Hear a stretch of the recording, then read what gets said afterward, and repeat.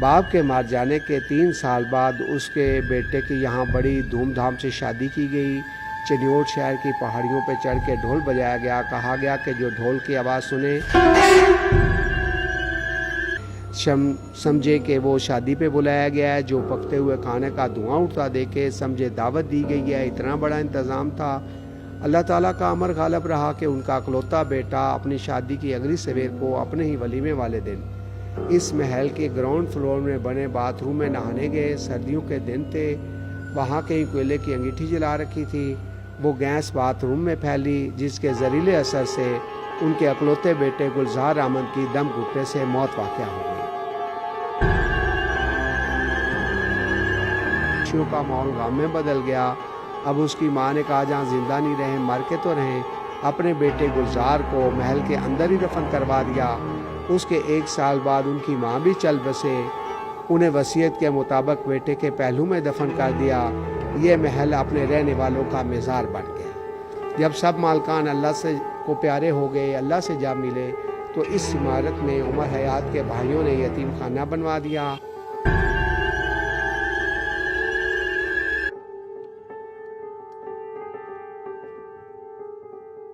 अस्सलाम वालेकुम। चैनल 51 के साथ मैं हूं आपका मेज़बान तलहा शब्बीर। मैं मौजूद हूं पंजाब के 36वें ज़िले चिन्योट में। चिन्योट मुल्क भर में जो है फर्नीचर की वजह से अपना एक नाम और अपनी पहचान रखता है।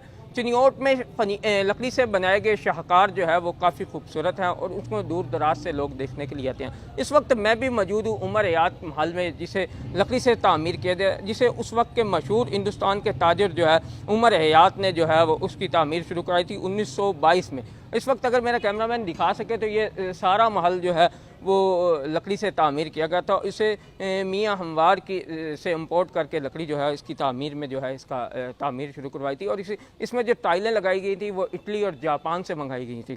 और जो इसमें जितना भी जो है लोहे का काम हुआ था उसके लिए हिंदुस्तान के मशहूर ताजर जो है वो यहाँ पे आए थे, जिन्होंने इसकी तामीर की थी। और इसे तकरीबन 17 साल के अरसे में इसकी तामीर जो है वो शुरू करवाई थी। उमर हयात ने अपने बेटे और अपनी बीवी के लिए इसे तामीर करवाया था कि यहाँ पर रिहाइश सकेंगे, लेकिन बदकिस्मती ये थी कि वो यहाँ पर रिहाइश नहीं रख सके और इसे मनूस महल के नाम से भी याद किया जाता है। इसमें 2 कब्रें हैं। इसकी हिस्ट्री के बारे में मज़ीद जो है वो अंदर जाके हम इसको इस वक्त लाइब्रेरी का दर्जा दिया गया और यहाँ पे इसकी देखभाल के लिए भी एक फ़र्द मौजूद है। उनसे जानते हैं कि वो इस हवाले से, इसकी तारीख के हवाले से क्या कहते हैं।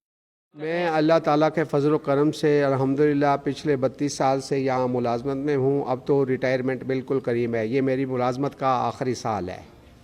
तो मैं इस दौरान में महकमा औकाफ में भी रहा, एजुकेशन डिपार्टमेंट में भी रहा और यहाँ म्यूनसिपल लाइब्रेरी एक महल्ला गढ़ा में वाक़या, वहाँ भी ड्यूटी रही और यहाँ भी अपने फ़राइज़ अंजाम दे रहा हूँ। हाँ जी, ये चिन्योट के एक मशहूर ताजर शेख उमर हयात, जिनका ख़ानदानी और आबाई शहर चिन्योट में था और उनका कारोबार कलकत्ता में था। कलकत्ता से कमाई दौलत के ज़रिए उन्होंने इस 14 मरले पर 4 लाख रुपए से 1921 से 30 तक, दूसरी बात की जाती है कि 1925 से 35 तक तकरीबन 10 साल में ये 14 मरले पर ये 5 मंजिला महल बनवाया, जो उमर हयात महल के नाम से मशहूर हुआ। खुशियाँ रास नहीं आई, 2 रवायतें हैं। अगर पहली बात 1921 से 30 वाली को लें तो उमर हयात इस महल में 5 साल रहे। दूसरी बात को लें तो उमर हयात साहब महल बनवाते वफ़ात पा गए। वो करीब कब्रिस्तान है, वहाँ दफन है। बाप के मार जाने के 3 साल बाद उसके बेटे की यहाँ बड़ी धूमधाम से शादी की गई। चिन्योट शहर की पहाड़ियों पर चढ़ के ढोल बजाया गया। कहा गया कि जो ढोल की आवाज़ सुने समझे कि वो शादी पे बुलाया गया है। जो पकते हुए खाने का धुआं उठता देखे समझे दावत दी गई है। इतना बड़ा इंतज़ाम था।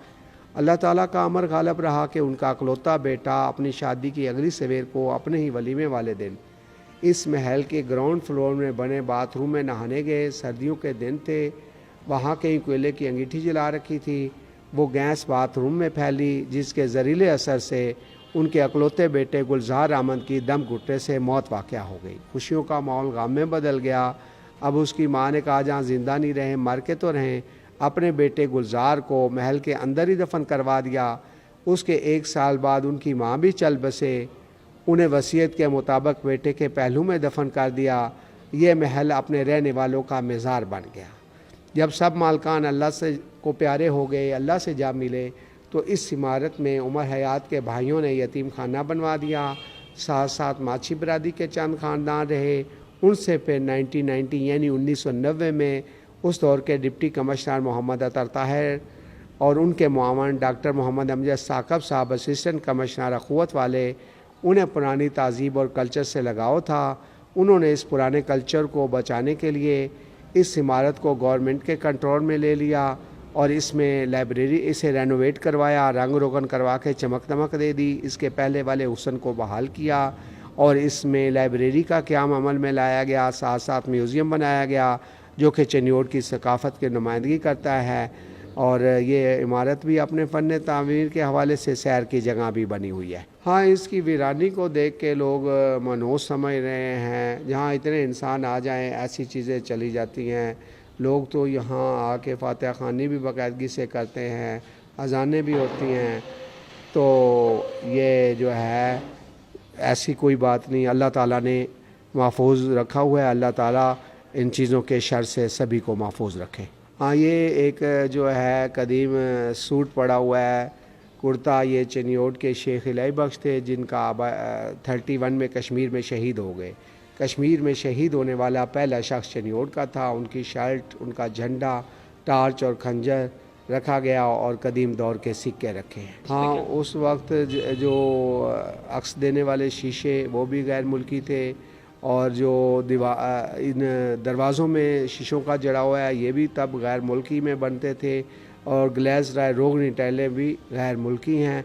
हाँ, कलकत्ता के रास्ते आती, चूँकि उमर हयात का कलकत्ता में बिज़नेस था तो वो कारीगरों और हुनरमंद की तलब और डिमांड के मुताबिक वहाँ से ख़रीद के कलकत्ता से कलकत्ता में शिप्स आते होंगे गैर मुल्की सामान के, तो वहाँ से ख़रीद करके अपने कारीगरों की तलब के मुताबिक चिन्योट भेजता था। हाँ, लोहे का काम भी, ग्रिल वर्क खूबसूरत, ज़्यादा मुकामी कारीगरों ने, यहाँ पे अब टिब्बा लोहारा हैं, वहाँ से लोहार आए, उनके आबाओ अजदाद बताते हैं आज भी जो लोहारा काम हो रहा है चिन्योट के हुनरमंदों को ज़्यादा लिया। लकड़ी जो है ये कश्मीर से आई, चूँकि दियार वहाँ एक बड़ा मंबा और मरकज़ है, वहाँ पानियों के ज़रिए ट्रांसपोर्ट चिन्योट नेचुरली तौर पर दरिया टर्न लेता है, यहाँ के रुक जाती, यहाँ के व्यापारी उसे ला के यहाँ कारीगरों के हाथ फ़रोख्त करते थे या मालकान ख़रीद करके उन कारीगरों को, ये ज़्यादा यहाँ पे दियार की लकड़ी इस्तेमाल की गई। 3 बड़ी बरादरियाँ हैं यहाँ पे, पिरजा फैमिली है, अलवी बिरादरी है, सहारन बिरादरी है। इनके चोटी के कारीगर मसलन मोहम्मद बख्श जो वो सहारन था, अब्दुल लतीफ़ नामी एक हुनरमंद था, सहारन था, एक अलवी बिरादरी मौला बख्श ढिगू था, वो भी यहाँ काम करता रहा और एक दूसरा इलाही बख्श पिरजा चोटी का कारीगर था जिसको लोग, और उसके मौलवी खुदा बख्श पिरजा थे, वो स्केच वर्क में बड़ी महारत रखते थे और मुनव्वत के काम में सारे हुनरमंद बहुत अपने अपने माहिर थे, वो काम करने वाले थे। जी हाँ, बिल्कुल ये मुस्तफ़ीज़ हो रहे हैं। ज़रा एक वो हुआ कि किताब से दूरी हो गई, लोग सोशल मीडिया पे ज़्यादा वक्त दे रहे हैं, लेकिन किताब पढ़ने का अपना लुत्फ़ है, किताब की अपनी चाशनी। अच्छा, ये कितने बजे ये आप खोल 9 देते से हैं 1 बजे और 9 से 1 बजे और 3 से 5 बजे। संडे के दिन छुट्टी होती है, जुम्मे के दिन हाफ डे होता है। जी, इस वक्त मैं उमर हयात महल की लाइब्रेरी में दाखिल हो रहा हूँ। यहाँ पे कुछ जो है चिन्योट के ही शहरी जो है वो मुताले के लिए यहाँ पे आते हैं रोज़ ही, और इस वक्त भी हमारे साथ एक शहरी मौजूद है। जी बताइएगा, आप उमर हयात महल में कब से आ रहे हैं और यहाँ आके आप क्या करते हैं? जी बिल्कुल, जहाँ तक मेरा सवाल है, मैं इस उमर हयात महल को देख रहा हूँ। ये बहुत ही पुराने वक्त का महल है। इसमें सभी का सभी लकड़ी का काम हुआ है, मुनव्वत बहुत ज़्यादा बारीकी में है। ये पहले तो उमर हयात के महल के नाम पे मशहूर था, अब ये लाइब्रेरी बन चुकी है। हम इधर अखबारात और किताबों का मुताला करने के लिए आते हैं। जी बिल्कुल, जैसे कि आपने ये सारा प्रोग्राम देखा, इसी के साथ जो है अपने मेज़बान तलहा शब्बीर को इजाज़त दीजिएगा। इंशाअल्लाह एक नई स्टोरी के साथ फिर मुलाकात होगी।